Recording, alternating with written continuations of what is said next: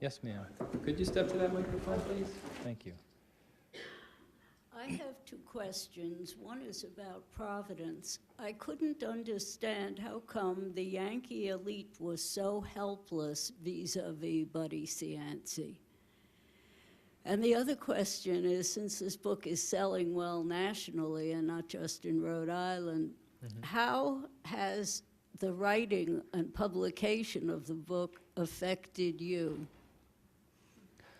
Well, it's just very gratifying that people have had this response, because I really love this story and I think he's a fascinating character, and I'm glad that people are sharing that interest. And as far as why the Yankee Elite were so hamstrung by him, I think it really speaks to the fact that, you know, they kind of checked out of politics, you know, a few generations ago. I mean, when the Mills moved south, a lot of them, I'm not saying all of them, but in substantial numbers to really constitute a majority, you know, they kind of retreated into their, you know, shuttered mansions or wherever they were, and maybe some were cynical and maybe others were outvoted. I mean, certainly there were some who were involved, but, you know, Buddy really made it his machine, and you had to be with him or against him.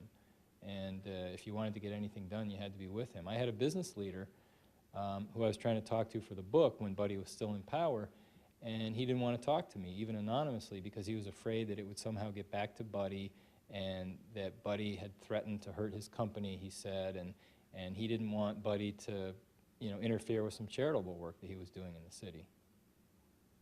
In other words, they were afraid of him because he was vindictive?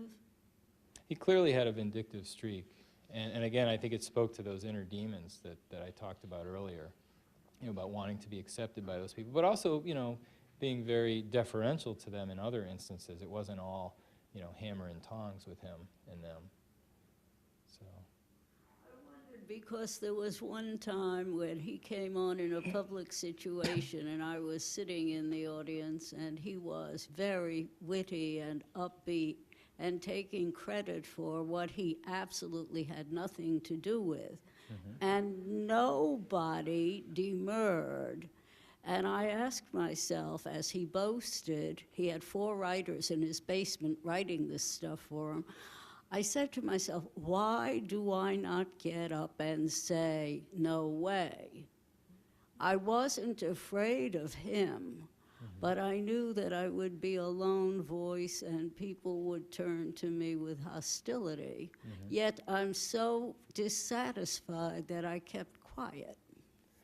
Well, that's an interesting thought. I mean, one of the interesting things about Buddy Cianci is he came to power as the anti-corruption candidate and the darling of the Republicans on the East Side. And after he became elected and some controversy and corruption became apparent in his administration, and some of his, you know, bullying behavior turned people off, he lost that constituency. And interestingly, showing what a political chameleon he could be, in 1982, he's pretty much lost that East Side support, and he's facing a challenge from an old East Side patrician, Fred Lippitt.